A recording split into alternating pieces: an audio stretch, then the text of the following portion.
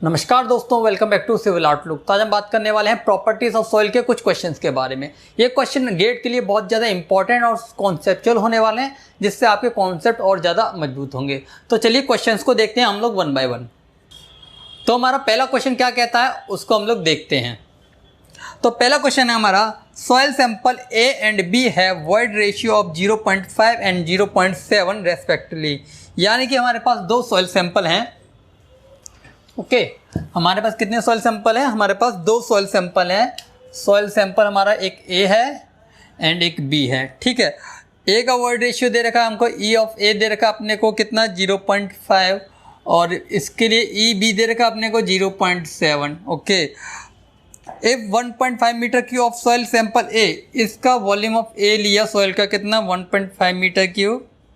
Okay, और इसी तरह हमने 1.7 metre cube soil sample B का लिया। ठीक है, ये टोटल वॉल्यूम की बात हो रही है। आर मिक्स्ड, यानी इन दोनों को हमने मिक्स्ड किया टू फॉर्म। अब इनसे बनाई हमने एक नई सॉइल, और सॉइल कौन सी है? C, having a volume. इसका वॉल्यूम कितना हमारा टोटल वॉल्यूम ऑफ सी कितना है अपने पास? 3.2 metre cube. Which one of the following is correctly represent the porosity of soil C. यानी कि इसके लिए पोरोसिटी की वैल्यू पूछ रहा है।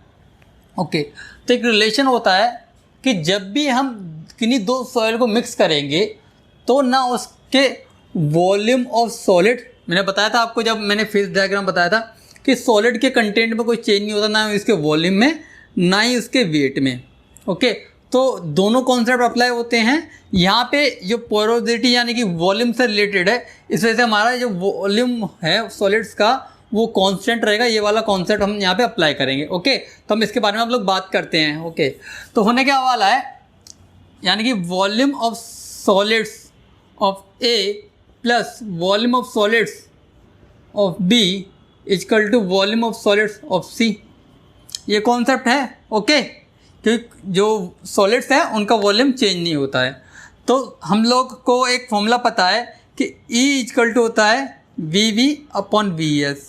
इधर +1 करेंगे, इधर +1 करेंगे, तो हम लोग इसको इस तरह लिख सकते हैं कि 1 + E equal to VV plus VS upon VS। ये क्या हो गया अपना VV plus VS, total volume of soil upon VS। VS को इधर ले जाएंगे, इसको इधर ले जाएंगे, तो यहाँ से हम लोग लिख सकते हैं VS equal to V upon 1 + E। तो ये हमारे पास फॉर्मूला आ जाता है, ये इंपॉर्टेंट है। ओके, तो हम लोग ये वाला कॉन्सेप्ट यहाँ पे अप्लाई करने वाले हैं। ठीक है, volume of soil A upon 1 + EA plus volume of soil B upon 1 + EB equal to volume of C upon 1 + EC। Okay, तो वॉल्यूम ए कितना दे रखा अपने को 1.5, यानी कि 1.5।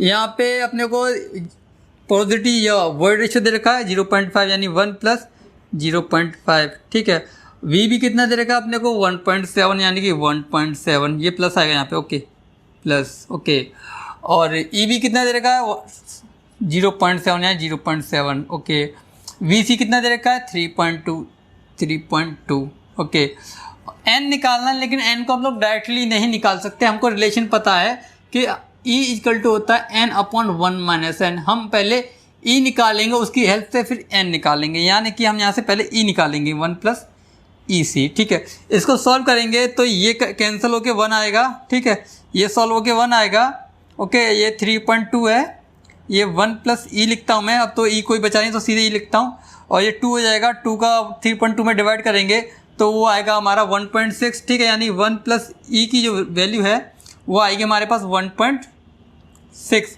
और E की वैल्यू यहाँ से आएगी हमारे पास 0.6 करके। ओके, यानी EC की वैल्यू 0.6 हमारे पास यहाँ पे आ जाती है।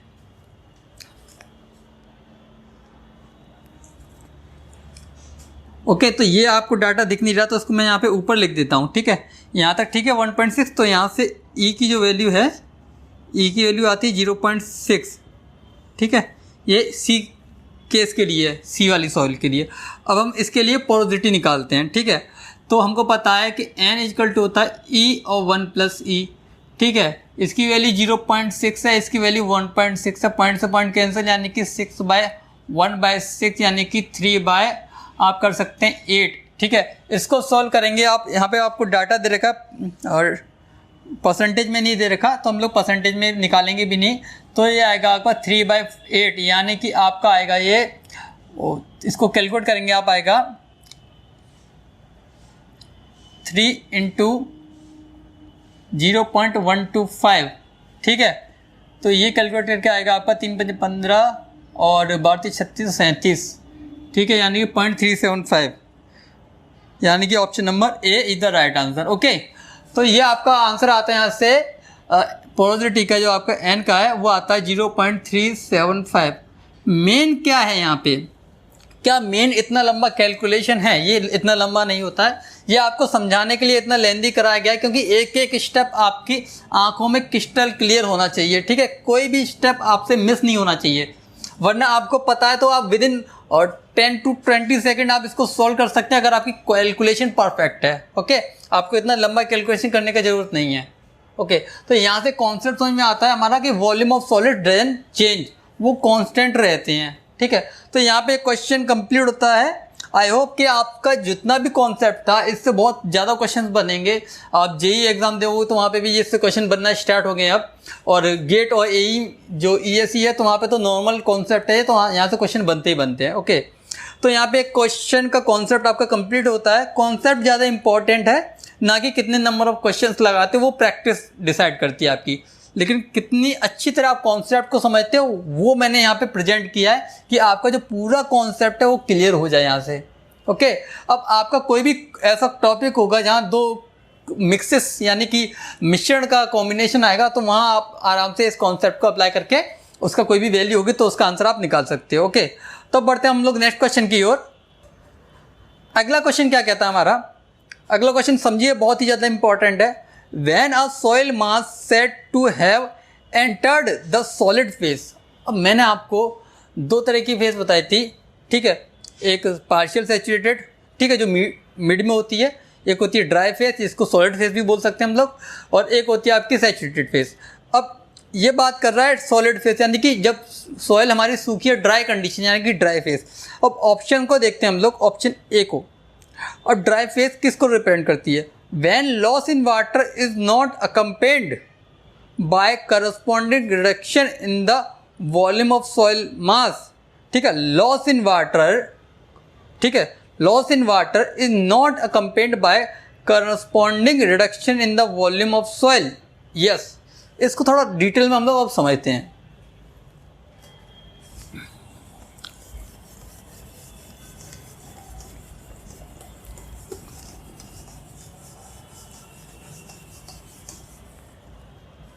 ओके, तो इसको डिटेल में समझते हैं। पहला स्टेटमेंट क्या कह रहा है कि व्हेन लॉस इन वाटर यानी कि वाटर में वेट ऑफ वाटर यानी कि वॉल्यूम ऑफ वाटर में जो भी लॉस हो रहा है, रिडक्शन हो रहा है, is not accompanied by corresponding reduction in the volume of soil mass. यानी कि अगर मेरा कोई वॉल्यूम है सॉइल का, ठीक है, वो होता है volume of solids plus volume of voids, ठीक है। अब वो बोल रहा है कि जब मेरी सॉइल इस कंडीशन में है कि उसमें दो चीज़ें हैं, मैंने बताया था कि वॉइड्स में दो चीज़ें हो सकती हैं, आपका वाटर आइदर और मे बी एयर, ठीक है। अगर मैं उसको ड्राई कर रहा हूँ तो उसके सॉइल मास में कोई चेंज होगा? टोटल सॉइल मास में कोई चेंज नहीं होगा। रीजन क्या है इसका? कि सॉइल के सॉलिड्स इस तरह हैं आपकी इस कंडीशन में, ठीक है। जब तक वो फुली सैचुरेटेड कंडीशन नहीं है, उसके बाद एडिशन करते हो तब उसका वॉल्यूम में चेंज होगा, ठीक है। रिडक्शन करते हो सुपर सैचुरेटेड कंडीशन से, जो मैंने बताया था आपको कंसिस्टेंसी वाली लिमिट में, ठीक है, सुपर सैचुरेटेड कंडीशन से यहाँ से आप रिडक्शन करोगे तो आप देखोगे वॉल्यूम में भी रिडक्शन हो रहा है, इधर भी रिडक्शन हो रहा है। लेकिन ड्राई कंडीशन यानी कि ये वाली फेज, सॉलिड फेज, यहाँ पे जो भी चेंजेस होगा वाटर कंटेंट में, ये पार्शियल कंडीशन होती है। ओके, पार्शियल कंडीशन होती है। आप जितना भी रिडक्शन कर रहे हो तो टोटल जो वॉल्यूम है सॉइल उसमें कोई चेंजेस नहीं होगा। रीजन क्या है? जितना जो वॉल्यूम ऑफ वाटर कम होता जाएगा उतना हिस्सा उसका पार्ट एयर ऑक्यूपाई करती जाएगी, ठीक है। तो इस तरह जो चेंजेस होगा वो किसी में भी नहीं होगा, ना वॉल्यूम ऑफ वर्ड्स में होगा ना टोटल वॉल्यूम में होगा। ओके, तो आई होप आपका ये जो डाउट है वो क्लियर हो गया होगा। तो इसका आंसर ऑप्शन ए है। अदर ऑप्शंस को भी हम लोग एक बार चेक करते हैं अपना कॉन्सेप्ट और मजबूत करने के लिए। When reduction in the volume of soil mass is nearly equal to the volume of water lost. ठीक है, कि बोल क्या रहा है, when reduction in volume of the soil mass, यानी कि जितना भी चेंज हुआ है soil mass is equal to the change in volume of water. तो ये तो हो ही नहीं सकता ना, क्योंकि जितना जितना पानी कम होता जाएगा उतना हिस्सा उसका एयर ऑक्यूपाई करती जाएगी वॉल्यूम के टर्म में। तो बी ऑप्शन भी गलत हो गया, लेकिन ए सही है हमारा। ठीक है, और सी को देखते हैं, when the soil mass become brittle. ऐसा कुछ नहीं है कि ड्राई कंडीशन तो एकदम ही ब्रिटल हो जाएगा वो। ठीक है, when the soil mass shows a small shearing resistance as the water content is reduce. तो इससे कोई लिंक ही नहीं करता है। ठीक है, तो ऑप्शन नंबर ए है वो हमारा बहुत अच्छा आंसर है। और इस क्वेश्चन भी बहुत मैंने आराम से लिया, बहुत कॉम्प्लिकेटेड भी कह सकते हैं आप इसको, कि आपका कॉन्सेप्ट ज़्यादा मजबूत हो जाए। ठीक है, इस वजह से ये क्वेश्चन लिया गया है। इसका आंसर जो है वो ऑप्शन नंबर ए है। ठीक है, इससे आपका डाउट क्लियर हो जाएगा। अब बढ़ते हैं हम लोग नेक्स्ट क्वेश्चन की ओर। अगला क्वेश्चन है, कंसाइडर द फॉलोइंग स्टेटमेंट। आपको स्टेटमेंट्स देखे हैं, ठीक है, उनको चेक करना है। फर्स्ट स्टेटमेंट क्या बोलता है, sensitivity of a natural soils deposit can not be less than 1। अब सेंसिटिविटी का फॉर्मूला क्या होता है, सेंसिटिविटी का फॉर्मूला होता है unconfined compressive strength of undisturb soil upon unconfined compressive strength upon removed dead soil. ठीक है, तो इसकी जो वैल्यू है most of the case always greater than 1 होती है और इक्वल टू 1 होती है, लेकिन किसी किसी केस में, ठीक है, वो लेस देन 1 भी हो सकती है। और ऑप्शन क्या बोल रहा है, sensitivity of a natural soil deposit can not be less than what, it may be less than 1। तो ऑप्शन नंबर जो अपना स्टेटमेंट नंबर 1 है वो हमारा गलत आंसर है। ठीक है, यानी कि जो जो 1 में आ रहे हैं वो हम लोग एलिमिनेट कर देंगे। 2 को देखते हैं, saturated loose sand deposits liquefy when water flow through in upward direction under critical hydraulic gradient. Yes, it is the right answer. इसको हम लोग क्विक सैंड कंडीशन बोलते हैं। हम लोग आगे जाके पढ़ेंगे जब हम लोग, तो इसको भी हम लोग डिस्कस करेंगे। अभी के लिए आप इतना समझिए कि स्टेटमेंट सही है, जब आप आगे पढ़ेंगे तो इसको रिलेट कर पाएंगे। ओके, अगला ऑप्शन पढ़ते हैं हम लोग, जो थर्ड स्टेटमेंट है, a quick clay has very high sensitivity. Yes, जितना ज़्यादा क्विक होगा उतना ज़्यादा वो लूज करेगा अपनी स्ट्रेंथ को, यानी कि वो हाईली एक्टिव होगा। यानी कि 2 और 3 जिसमें है ऑप्शन में वो राइट आंसर है, यानी कि option number D is the right answer, जिसमें स्टेटमेंट 2 और 3 हमारे कौन से हैं, राइट हैं। ओके, अब देखते हैं नेक्स्ट क्वेश्चन की ओर। नेक्स्ट क्वेश्चन बहुत इंपॉर्टेंट है, इसको हम लोग डिटेल में समझेंगे। अब हम देखते हैं अपना next question, the Atterberg's limits of a clay are 38, 27 and 24.5%. Its natural water content is 30%. The clay is in which state? Dash यानी कि which state? ओके, तो पहले हम लोग इसका देखते हैं, हमको क्या क्या डाटा दे रखा है। लिक्विड लिमिट, ठीक है, 38% हमारी, और प्लास्टिक लिमिट हमारी 27%। ओके, और शिंके लिमिट हमारी सब ये स्मॉल में, ओके, कितना दे रखा है, 24.5%। और नेचुरल वाटर कंटेंट यानी कि WN की वैल्यू दे रखी है अपने को कितना, 30%। तो हमसे क्या पूछ रहा है, जो क्ले हमारी सॉइल है वो किस स्टेट में है वो हमको बताना है। देखो, तो हमको पहले यह पता होना चाहिए, उसने अटरबर्ग लिमिट्स बोला है तो हम लोगों को पता है कंसिस्टेंसी लिमिट को अटरबर्ग लिमिट बोलते हैं। और 3 होती है, लिक्विड, प्लास्टिक, शिंकेज लिमिट। और सबसे ज़्यादा होती है वो लिक्विड होती है, उससे कम होती है प्लास्टिक होती है, उससे कम होती है वो शिंकेज होती है। इस सीक्वेंस आपको ध्यान रखना है, वो अटरबर्ग लिमिट बोल दिया उसने, तो अपने आप सीक्वेंस में डिसाइड करना है कि कौन सा किस पॉइंट पे आने वाला है। जो सबसे ज़्यादा वो लिक्विड में है, उससे कम है वो प्लास्टिक में, और सबसे जो कम है वो शिंकेज में है। ओके, तो ये एक बात हो गई कि हम लोगों ने कैसे ये टर्म को लिखा। अब बात करते हैं हम लोग कैसे डिसाइड करेंगे कि किस स्टेट में। तो मैंने आपको बताया था जब लिक्विडिटी इंडेक्स पढ़ाया था, अगर लिक्विडिटी इंडेक्स लेस देन 1 है तो वो सॉलिड स्टेट में होता है। ठीक है, अगर इसकी वैल्यू 0 से 1 में है तो वो प्लास्टिक स्टेट में है। ओके, लिक्विडिटी इंडेक्स की वैल्यू ग्रेटर देन 1 है तो वो लिक्विड स्टेट में है। ठीक है, तो हम लोग देखते हैं, पहले हम लोग लिक्विडिटी इंडेक्स निकालते हैं। लिक्विडिटी इंडेक्स का फॉर्मूला क्या होता है अपना, natural water content minus plastic water content upon IP। Okay, और यहाँ पे नेचुरल का कितना वैल्यू है, 30, यानी कि 30, और WP का वैल्यू कितना, 27। ओके, और यहाँ पे IP की वैल्यू कितनी आएगा, इन दोनों का डिफरेंस आएगा, यानी कि 38 - 27 करके, तो ये आएगा मेरा 3, अपॉन इसमें डिफरेंस निकालेंगे तो आप आएगा 1 एंड ओके 8 7 1 3 2 1 11, यानी कि इसकी वैल्यू आएगी वो आएगी लेस देन, ठीक है सॉरी इसकी वैल्यू आएगी वो ग्रेटर देन 0 आ रही है, ग्रेटर देन 0 आ रही है बट नॉट एक्सीडिंग 1, यानी कि लिक्विडिटी इंडेक्स उसकी वैल्यू 0 से 1 के बीच में आ रही है, यानी कि ये कौन सी स्टेट हो गई, प्लास्टिक स्टेट, यानी कि इसका आंसर होगा वो प्लास्टिक स्टेट होगा। ये NAT टाइप क्वेश्चन था, इसमें आपको जो डाटा था वो फिल करना था, ठीक है। ये ओल्ड क्वेश्चन है बहुत गेट का, उस समय ऐसे क्वेश्चन बनते नहीं थे, तो यहाँ पे जो आंसर होने वाला वो प्लास्टिक स्टेट होने वाला है। ओके, तो यहाँ पे आपका डाउट क्लियर हो गया। अगर लिक्विडिटी इंडेक्स लेस देन 1 है तो सॉलिड स्टेट, 0 to 1 है तो वो प्लास्टिक स्टेट, ग्रेटर देन 1 है तो वो लिक्विड स्टेट। ओके, तो चलिए बढ़ते हैं हम लोग नेक्स्ट क्वेश्चन की ओर।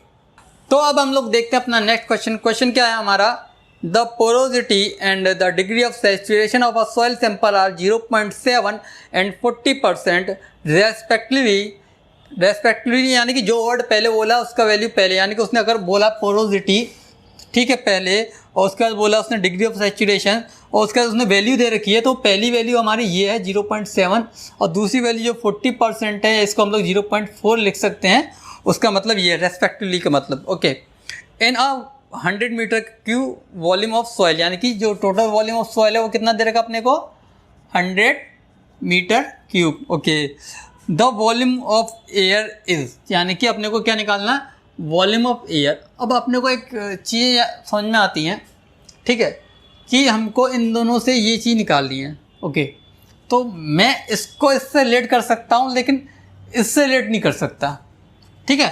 लेकिन मुझे एक चीज़ याद है कि एयर कंटेंट और डिग्री ऑफ सैचुरेशन का जो वैल्यू है 1 रहता है, और मैं इसको इससे और इससे दोनों से रिलेट कर सकता हूँ, ठीक है। यानी कि इसकी वैल्यू 0.4 दे रखी है, 0.4 प्लस AC, ठीक है, इक्वल टू 1, यानी एयर कंटेंट कितना आ गया मेरा 0.6। अब मुझको एक फॉर्मूला याद है, मैंने आपको बताया था, ठीक है, Na इक्वल टू N.AC, ठीक है। N कितना दे रखा है 0.7, AC कितना देगा 0.6। ओके, और ये कितना होता है मेरा volume of air upon total volume, total volume what is this 100, ठीक है। तो वॉल्यूम ऑफ एयर का मैं फॉर्मूला निकाल सकता हूँ 0.4 इंटू 0.6 इंटू 100, तो उसको कैलकुलेट करोगे तो 24 metre cube is the right answer, ठीक है। तो ये NAT टाइप क्वेश्चन था, तो इसका आंसर क्या होने वाला है 24 मीटर क्यूब। आपको लिंक करना होगा चीज़ों को कि कौन सा कॉम्बिनेशन लग सकता है, कौन सा कहाँ से लिंक हो सकता है, ठीक है। इसका लिंक इससे था, एग्जामिनर ने बोला था इनडायरेक्टली आपको कि आप ये वाला फॉर्मूला यूज़ कीजिए और सिंपली कैलकुलेट कीजिए। अगर आप अदर कॉम्बिनेशन बनाते हैं इन लोगों से VV VW इस तरह निकाल के, तो वो निकलता तो आंसर ले वो ज़्यादा कॉम्प्लिकेटेड हो जाता, ठीक है। सीधा formula put the value get the answer, इसी तरह आपको गेट में क्वेश्चन सोल्व करने हैं। तो चलिए अब बढ़ते हैं हम लोग नेक्स्ट क्वेश्चन की ओर। अगला क्वेश्चन बहुत इंपॉर्टेंट है, ओके, और बहुत कॉन्सेप्चुअल भी कह सकते हैं। If the water content of a fully saturated soil mass is 100%, यानी कि वाटर कंटेंट अपने को 100% बोला, यानी कि 100% लिखूँ या फिर मैं इसको डिजिट की टर्म में 1 लिख सकता हूँ सीधे, ठीक है, of a soil, the void ratio of the soil sample. अब ई से रिलेट कर रहा है वो, मुझे एक फॉर्मूला याद आता है कि E.S equal to W.G, E की वैल्यू 1 हो गई यानी इंटू G, ठीक है। और 100% का मतलब बोला यानी कि वो फुली सैचुरेटेड है, यानी कि S की वैल्यू 1 हो गई, E इंटू 1 यानी कि E equal to G, E equal to G। अब ऑप्शन की ओर देखते हैं हम लोग। जो void ratio is less than the specific gravity of the soil, not it is equal to the specific gravity of the soil, यानी कि statement B is the right answer. When soil is fully saturated and water content is 100%, void ratio is equal to the specific gravity of the soil. Okay, यानी कि option number B is the right answer. Okay, अब बढ़ते हम लोग next question की ओर, और question बहुत important भी कह सकते हैं इसको। ओके, यहाँ इसमें 2-3 चीज़ों का एडिशन कर दिया गया क्वेश्चन में। तो क्वेश्चन क्या कहता है आपका, इसको पढ़ते हैं पहले। तो चलिए पढ़ते हैं हम लोग नेक्स्ट क्वेश्चन की ओर। अगला क्वेश्चन है हमारा, the lab test on a soil sample yield the following result. Yield यानी कि हमने कोई टेस्ट किया और हमको उससे इतने इतने ये वाले डाटा मिले हैं। ओके, तो हमको क्या क्या डाटा दे रखे हैं, natural water content, moisture content को ही वाटर कंटेंट बोलते हैं हम लोग। ओके, WN का वैल्यू कितना दे रखा अपने को 18%। ओके, और लिक्विड लिमिट यानी कि WL का वैल्यू दे रखा है कितना 60%। ओके, प्लास्टिक लिमिट यानी कि WP का वैल्यू दे रखा है 25%। Percentage of clay size particle 25%, यानी कि परसेंटेज ऑफ क्ले पार्टिकल कितना दे रखा है, वो भी दे रखा है अपने को 25%। ठीक है। द लिक्विडिटी इंडेक्स यानी कि आपको IL की वैल्यू पूछी है, जो अभी हमने पिछले वाले क्वेश्चन में देखा था, इसका डाटा पूछा है, और एक्टिविटी नंबर यानी कि AT की वैल्यू पूछी है। ठीक है, ये दो डाटा पूछे हैं। मैंने आपको दोनों डाटा लिखवा रखे हैं। ठीक है, IL क्या होता है हमने देख रखा है, AT क्या होता है देख रखा है। हमको put the value and get the answer, वही हमको फंडा यहाँ पे अप्लाई करना है। तो हम लोग देखते हैं लिक्विडिटी इंडेक्स निकालते हैं हम लोग क्या होने वाला है पहले। ओके, तो लिक्विडिटी इंडेक्स निकालने के लिए हमको पता है लिक्विडिटी इंडेक्स का फॉर्मूला क्या होता है, natural water content minus plastic limit upon IP। Okay, और इसको हम लोग इस तरह लिख सकते हैं, नेचुरल वाटर कंटेंट कितना है अपना 18%। ठीक है, 18% माइनस प्लास्टिक कितना है 25%। ओके, IP कितना है, IP है हमारा 16 माइनस 18 करके, 16 माइनस 25 करके। ओके, इसको मैं घटाऊंगा तो यहाँ से आएगा 7 माइनस के 7 आएगा। इसको यहाँ से कैलकुलेट करेंगे तो यहाँ पे 35 आएगा। ठीक है, और इसको मैं आगे सोल्व करता हूँ तो माइनस का 1/5 आएगा। इसको मैं आगे सोल्व करता हूँ तो माइनस का 0.2 आएगा। ओके, ये लिक्विडिटी इंडेक्स हो गया अपना। ओके, अब एक्टिविटी नंबर यानी कि AT इक्वल टू होता है IP upon percentage of clay.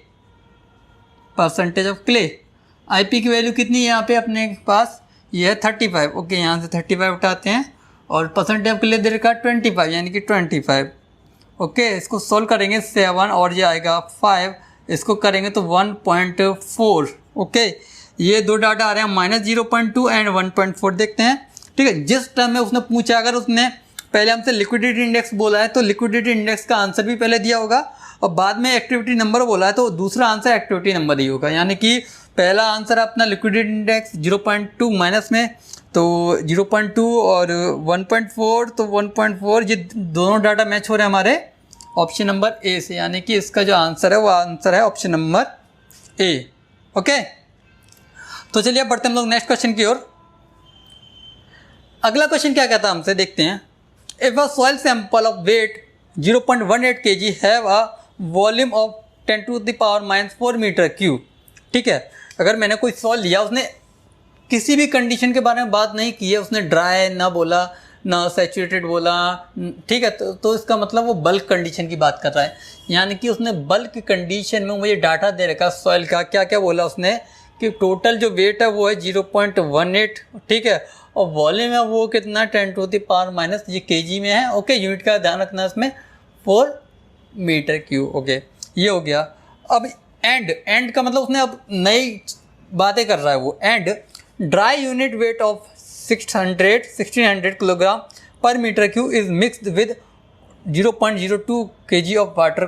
ठीक है, यानी कि अब ये तो ठीक है बल्क कंडीशन। अब मैं ड्राई कंडीशन की बात करूं तो ड्राई कंडीशन में जो इसका डेंसिटी है, डेंसिटी ड्राई कंडीशन में गामा डी रो डी, ठीक है, वो कितना है 1600 किलोग्राम पर मीटर क्यूब, ये इसने दे रखा है। अगर ये कंडीशन है, ठीक है, उसने बोला अगर मैं इस सॉइल में ऐड कर दूं कितना वेट ऑफ वाटर, कितना ऐड कर दूं 0.02 kg, तो मुझे जो नया वाटर कंटेंट होगा वो बताना है, न्यू वाटर कंटेंट। यानी कि पहली कंडीशन में वाटर कंटेंट क्या होता है, वाटर कंटेंट होता है weight of water to the weight of solid. फिर वही बात आती है कि weight of solid is constant, यानी कि मुझे वेट ऑफ सॉलिड निकालना होगा, और वाटर कंटेंट यानी कि इतना तो मैं ऐड कर रहा हूँ 0.02 kg। ठीक है, वेट ऑफ सॉलिड मैं यहाँ से निकाल लूँगा। ठीक है, अब मुझे ये पता है कि यहाँ से मैं ऐड तो इतना कर रहा हूँ लेकिन ऑलरेडी कितना प्रेजेंट था वो मुझे यहाँ निकालना होगा, और वेट ऑफ सॉलिड वो भी निकालना होगा, तो मुझे वाटर कंटेंट की वैल्यू पता चल जाएगी। ठीक है, अब इन डाटा से हम लोग ये दो वैल्यू निकालेंगे। वेट ऑफ सॉलिड किससे निकालेंगे हम लोग, ओके, तो हम लोग इसको इस टर्म में लिख सकते हैं। यहाँ से हम लोग गामा बी निकालेंगे, यहाँ से हम लोग क्या निकालेंगे, ओके, तो यहाँ पे हमको पता है ड्राई डेंसिटी। ठीक है, और डेंसिटी क्या होती है मास अपॉन वॉल्यूम। जो वॉल्यूम होता है वो टोटल वॉल्यूम होता है, मास जो होता है ड्राई कंडीशन में सिर्फ सॉलिड्स का होता है। यानी कि मैं कह सकता हूँ इसको, यहाँ पे केजी दे रखा है, यानी कि ये दे रखा है अपने को एम की टर्म में डाटा दे रखा है। ठीक है, किसके टर्म में दे रखा है, एम की टर्म में, किसकी टर्म में, एम की टर्म में। तो हम लोग लिख सकते हैं इसको किस तरह कि density of soil in dry condition equal to mass of solid upon total volume.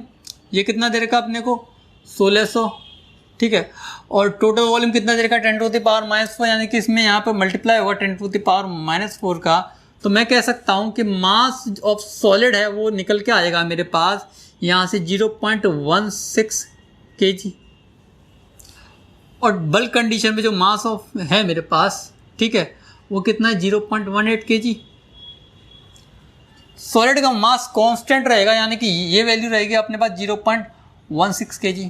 Okay, इतना ऐड किया, लेकिन इन दोनों का अब अगर मैं डिफरेंस निकालूंगा तो मैं वेट ऑफ वाटर मिलेगा, वो कितना आता है, वो भी मेरे पास डिफरेंस करके 0.02 kg आता है। अगर मैं इसको सॉल्व करूंगा तो ये ऊपर आएगा 0.04 अपॉन 0.16, पॉइंट से पॉइंट कैंसिल हो जाएगा, 4 टाइम 4 आएगा, ठीक है, यानी कि 1/4 आएगा।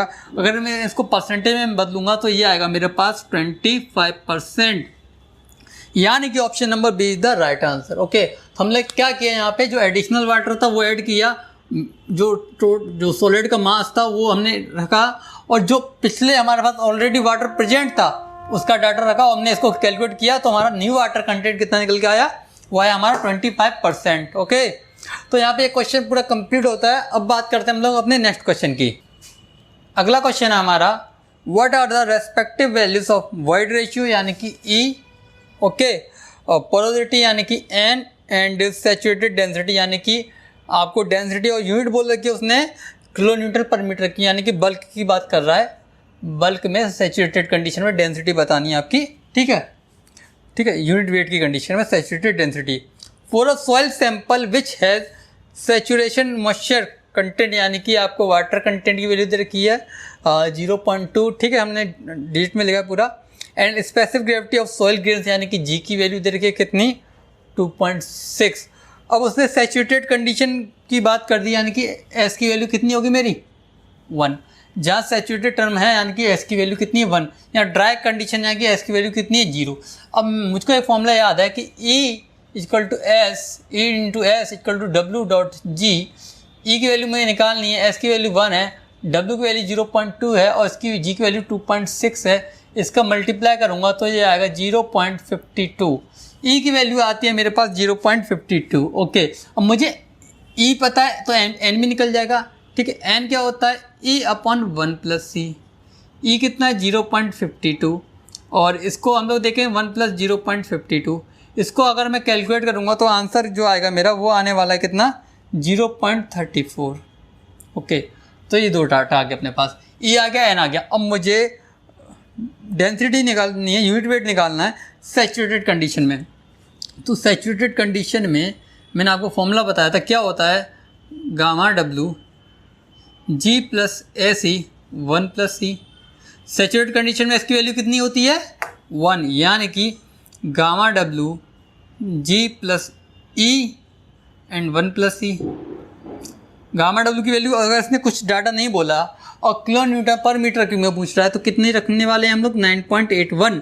ये बाय डिफ़ॉल्ट है, आपको इतना रखनी है। अगर उसने अपनी ओर से बोला है 10 तो आपको 10 लेना, अदरवाइज आपको 9.81 लेके चलना है। ओके, जी की वैल्यू कितनी दे रखी है अपने को 2.6, और यहाँ पे ई की वैल्यू कितनी है अपनी 0.52। ओके, ये 1 प्लस 0.52, इसको जब आप कैलकुलेट करेंगे तो आपका आंसर जो आने वाला है वो 20.14 kilo newton per metre cube. Okay, तो यहाँ ये क्वेश्चन कंप्लीट होता है। अब इसके आंसर देखते हैं हम लोग किस में मैच हो रहे हैं। ई की वैल्यू कितनी दे के 0.52 किस में दे रखा है, ए में दे रखा है, बी में, सी में, ठीक है।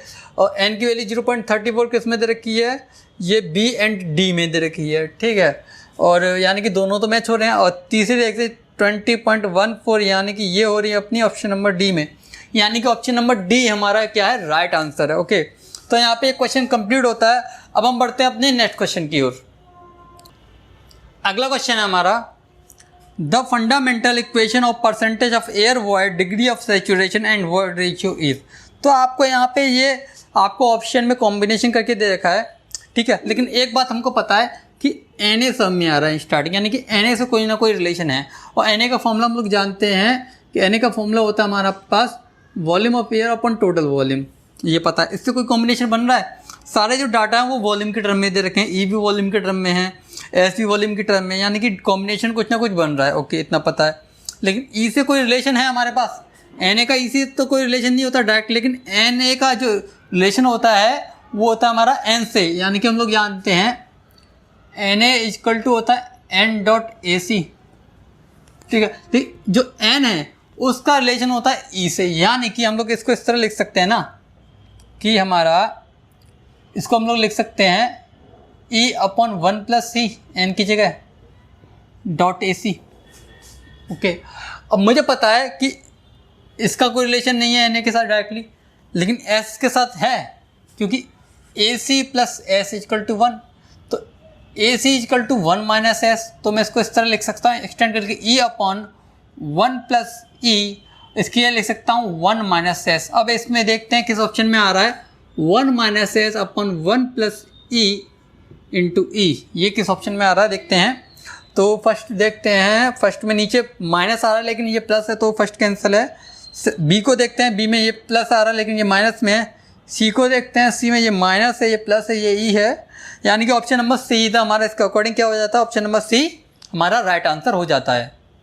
तो अगला क्वेश्चन है हमारा 1 मीटर क्यूब यानी कि क्यूबिक मीटर ऑफ सॉइल, यानी कि हमको पता है कितना है टोटल वॉल्यूम कितना अपने पास 1 मीटर क्यूब। ठीक है, सॉइल वेट कितना 162 kg, यानी कि टोटल वेट कितना रहेगा 162 kg, ये टोटल वेट देगा। आफ्टर ड्राइंग के बाद टोटल जो सॉलिड का वेट निकल के कहा था कितना 1400 किलोग्राम। अगर मैं बात करूँ वेट ऑफ वाटर कितना होगा, तो वो होगा मेरे पास ये कितना 1624 kg। ठीक है, तो ये आएगा 224 kg मेरा वेट ऑफ वाटर निकल के आ जाएगा, क्योंकि ये डाटा इसमें से घटा देंगे तो वेट ऑफ वाटर निकल के आ जाएगा अपने पास। ओके, तो इसमें बोला रखा है जी की वैल्यू कितनी दे रखी है अपने को 2.65, और पूछा क्या है degree of saturation of soil, यानी कि एस की वैल्यू पूछी है। ठीक है, अगर मुझे जी दे रखा है, एस दे रखा, तो मेरे दिमाग में फॉर्मूला चल के आता है E dot S equal to W dot जी।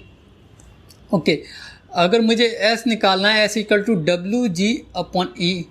ठीक है, जी की वैल्यू मुझे दे रखी है कितना 2.65, ई की वैल्यू मुझे नहीं दे रखी है।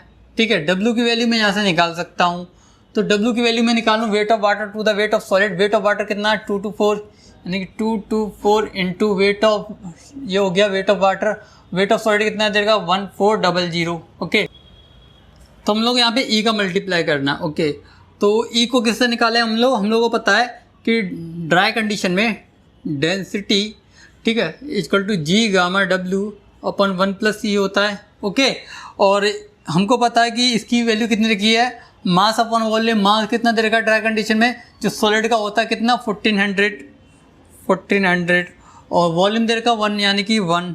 ठीक है, जी की वैल्यू 2.65 और यहाँ पे डेंसिटी ऑफ वाटर होगा तो वो कितना होगा 10⁻³ अपॉन 1 प्लस ई। ओके, तो इसको हम लोग सॉल्व करते हैं और ई की वैल्यू निकालते हैं, कितनी आती है ई की वैल्यू हम देखते हैं 2650 डिवाइड बाय 1400। ठीक है, तो यहाँ से ई की जो वैल्यू आएगी वो आएगी 0.892, तो यहाँ पे मैं उस वैल्यू को पुट करता हूँ 0.892। ओके, तो उसको देखते हैं हम लोग कि 224 into 2.65 divide by 1400 divide by 0.892। ठीक है, यानी कि एस की वैल्यू आ रही है 0.475। ये डिजिट्स में लिखिए, परसेंटेज में देखते हैं क्या इसका आंसर होने वाला है। तो परसेंटेज में देखते हैं हम लोग, तो ये परसेंटेज में हो जाएगी 47.5%, यानी कि option number B is the right answer. Okay, तो परसेंटेज में इसका आंसर क्या आने वाला है 47.5%, यानी कि option number B is the right answer. Okay, तो चलिए हम बढ़ते हैं हम लोग नेक्स्ट क्वेश्चन की ओर। अगला और इस वीडियो का लास्ट क्वेश्चन है हमारा, और क्वेश्चन बहुत ज़्यादा बड़ा है क्योंकि इससे ज़्यादा कॉन्सेप्ट आपके क्लियर हो जाएंगे। ओके, तो क्वेश्चन क्या कहता है, in its natural condition a soil sample has mass of 2290 ग्राम। अब उसने नेचुरल कंडीशन बोला यानी कि बल्क कंडीशन बोला है। ठीक है, तो हमारे पास जो टोटल वेट है वो कितना दे रखा हमारे पास 2290 ग्राम। ओके, एंड वॉल्यूम कितना दे रखा अपने को 1.15 into 10⁻³ metre cube. After being completing dry, यानी कि मैंने इसको पूरा सुखा दिया, ठीक है। In NO1 the mass of the sample, यानी कि जो सैंपल का मास होगा वो किसका मास होगा, वो सॉइल सॉलिड्स का मास होगा, यानी कि जो वेट ऑफ सॉलिड्स है वो कितना अपने पास, वो है अपने पास 2035 ग्राम।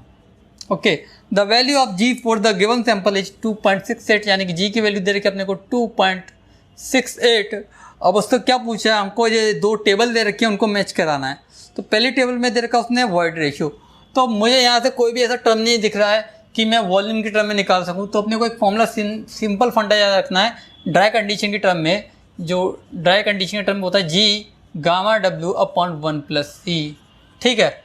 ड्राई कंडीशन में अपने को वॉल्यूम भी दे रखा है और ड्राई कंडीशन में मास भी दे रखा है कितना, 2035, ठीक है। ये ग्राम दे रखा है। ओके, अगर मैं इसको किलोग्राम में बदल दूंगा तो इसमें डिवाइड कर दूंगा 10⁻³ का किलोग्राम में कन्वर्ट करने के लिए, है ना। ध्यान रखना है यूनिट्स का यहाँ पे, क्योंकि वॉल्यूम अपने को मीटर क्यूब में दे रखा है और वॉल्यूम होगा 1.15 into 10⁻³ ओके। तो ये आपको सॉल्व करेंगे। जी की वैल्यू 2.68 और इसकी वैल्यू कितनी देखेंगे हम लोग 10⁻³ और 1+E, तो यहाँ से E की वैल्यू निकल के आएगी। इसको हम लोग सॉल्व करते हैं तो कैसे सॉल्व होगा, 0.2035 ओके और 10⁻³, और इसको मैं इस तरह लिख सकता हूँ 1.15 और 10⁻³, ठीक है। ये आपस में कैंसिल आउट हो जाएंगे, ठीक है। ये कितना 1.15 है और 2.68 10⁻³ अपन 1+E। अब इसको सॉल्व करेंगे तो E की वैल्यू हम लोग देखते हैं कितनी आने वाली है। तो यहाँ से हम लोग कैलकुलेट करके E की वैल्यू निकाल के ले आते हैं, कितनी आती है 0.515। अब हम लोग ऑप्शन को चेक करते हैं तो इसमें देखते हैं 0.51, ठीक है। तो 0.51 मैच हो रहा है हमारे पास A का 1, यानी कि A का जो है वो है हमारा 1, ठीक है। और B देखते हैं पोरोसिटी। पोरोसिटी का फॉर्मूला क्या होता है, N इक्वल टू होता है E/1+E, यानी कि 0.51, ठीक है। हम लोग इतना डिटेल लेके चलेंगे, 1 + 0.51। इसको हम लोग सॉल्व करेंगे तो हमारी जो वैल्यू आएगी वो कितने आने वाली है, वो आएगी हमारी, इसको सॉल्व करेंगे हम लोग तो ये वो कितना आने वाला हम लोग कैलकुलेट करते हैं। ओके, 0.51 डिवाइड बाय 1.51, ठीक है, यानी कि 0.337। तो इसको देखते हैं कौन सा मैच कर रहा है इसमें, 0.337 यानी कि B का मैच कर रहा है 2, ओके। और C को देखते हैं डिग्री ऑफ सैचुरेशन। तो मुझे पता है कि E.S = W.G होता है, ठीक है।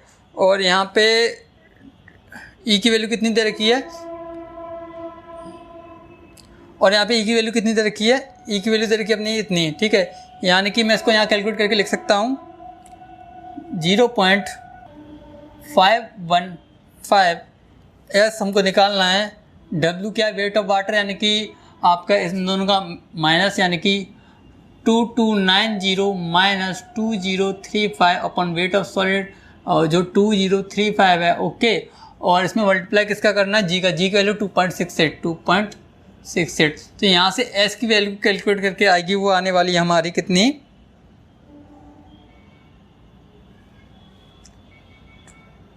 वो आने वाली हमारी 0.657, ओके। ये आ गया हमारे पास इसकी वैल्यू। अब मैं बात करता हूँ, अपने पास 3 डाटा आ गए हैं। अब हमको निकालना है चौथा डाटा, जो क्या है, एयर कंटेंट। एयर कंटेंट क्या होता है हमारे पास, air content nothing but, air content का फॉर्मूला क्या होता है, volume of air upon volume of voids, ठीक है। इसको इससे रिलेट करके लिख सकते हैं हम लोग कि एयर कंटेंट प्लस S = 1, यानी कि S में से -1 कर दूंगा तो वो मेरा एयर कंटेंट आएगा, ठीक है। अब मैं माइनस करता हूँ, ठीक है, 0.657 -1 करते हैं हम लोग, तो एयर कंटेंट की वैल्यू आती है, जो आती है हमारे पास 0.343, यानी कि इस तरह D का हो गया हमारा 4 और C का हो गया हमारे पास 3, यानी 1 2 3 4 1 2 3 4, यानी कि option number D is the right answer, okay. तो हम लोगों ने यहाँ पे बहुत ज़्यादा क्वेश्चंस कर लिए हैं, ठीक है। ऐसे बहुत से क्वेश्चन होंगे जो आपके लिए कुछ नए होंगे, कुछ लोगों के लिए पुराने होंगे, और कुछ लोग जो स्टार्ट कर रहे हैं उन लोगों को बहुत अच्छा समझ में आया होगा, ठीक है। क्योंकि ये फॉर्मूले जो हम लोग बात कर रहे थे, जब मैंने पहले लेक्चर स्टार्ट किए थे, तो मैंने स्टार्टिंग में ही आपको बोला था कि ये वाले फॉर्मूले आपको याद रखने हैं। तो अब हम लोग बात करते हैं इंपॉर्टेंट टिप्स के बारे में, ठीक है।